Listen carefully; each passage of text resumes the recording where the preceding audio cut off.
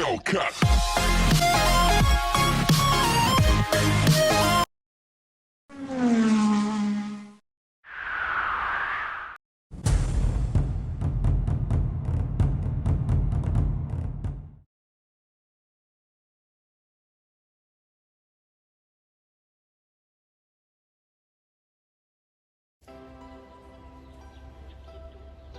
Hi guys, what's up? For today, mag-i-install ako ng intake hose. So, papalitan ko yung stock niya. Pakita ko sa inyo.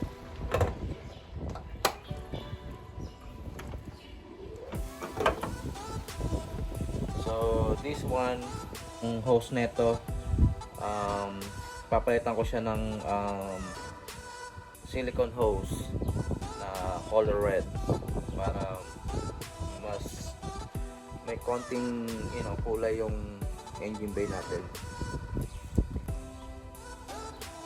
So alright guys, so pakita ko sa inyo yung nabili ko from Amazon. So color red siya.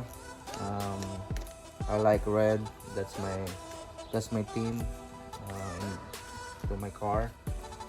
Mga accessories ko color red, so just wanna match it up. So this one, this 45 degree elbow silicone hose, I got it for only $17 or $18 on Amazon. Ilalagay ko sa description to, ililink ko yung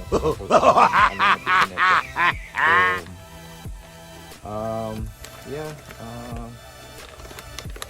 i-install natin to, ganyan yan. So medyo ano lang ako, babawasan ko lang to ng konti kasi as you can see, look, very small,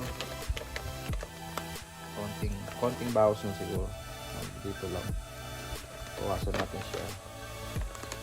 So this is cheap compare sa ibang mga brand like Moonchun or Hub or other brand, like they sell like for like $70 or $60 or even like $90 for the elbow. So but this one we got it for only like $20, yeah, less than $20, so it's not bad.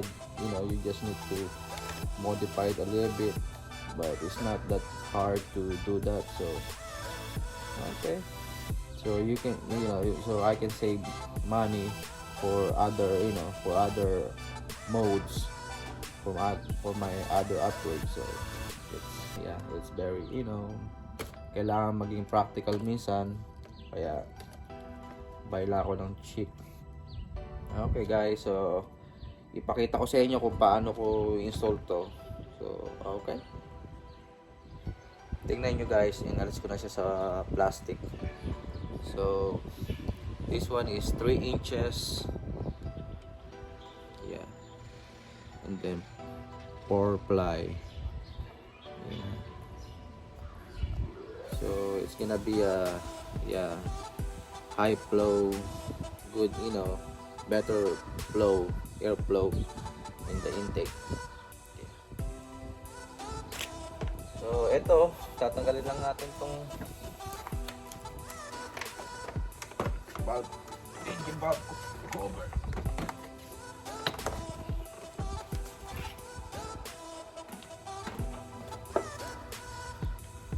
Then this one, we need the screw, flat screw. Take this off too, para maulas my way.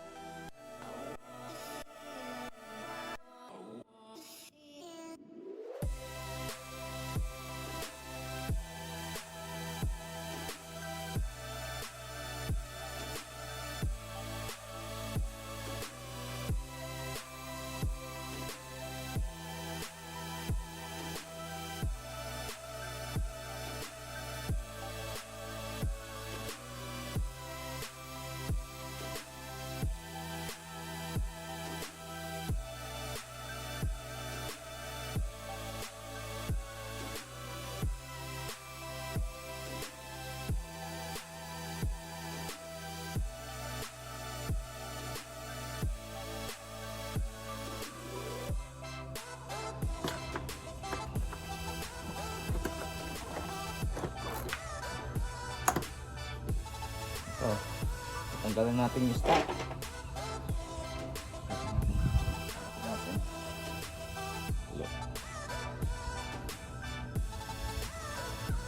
Look the difference. So ganyan siya guys. So kailangan kong mag-cut hanggang dito. Okay. Update lang guys. So inalis ko na rin yung housing para mas madaling atin siya ma-install. So inalis ko na rin siya. Simple lang naman alisin. Yan lang yung mga plastic na housing. So para madali natin siyang malalagay mamaya.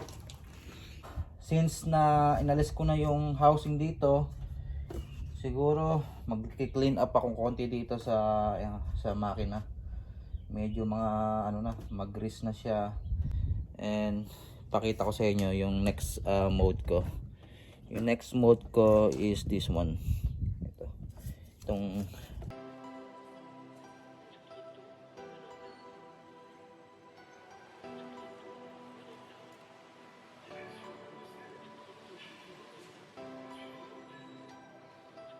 saka to, i-upgrade natin to.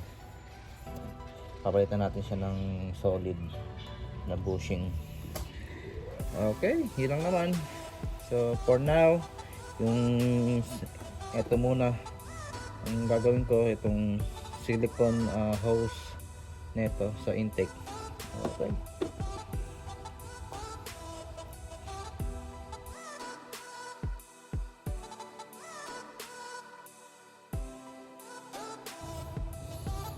Alright guys, so update lang. So ayan na, nailagay ko na siya. Yan. So, nakita nyo. Red na siya ngayon. From black to red. Ikita ko na lang, ilalagay ko na yung mga plastic na ito. So, okay.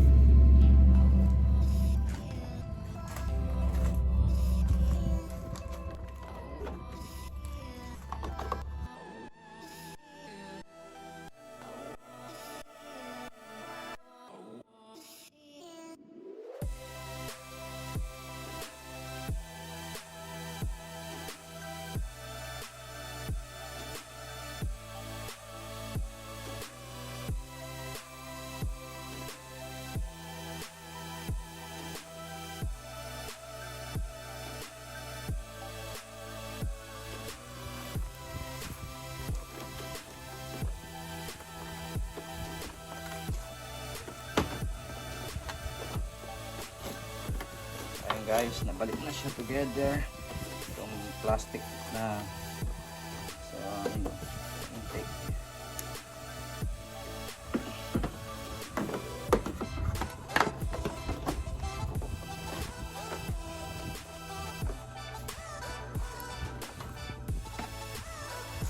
Kita ko lang to.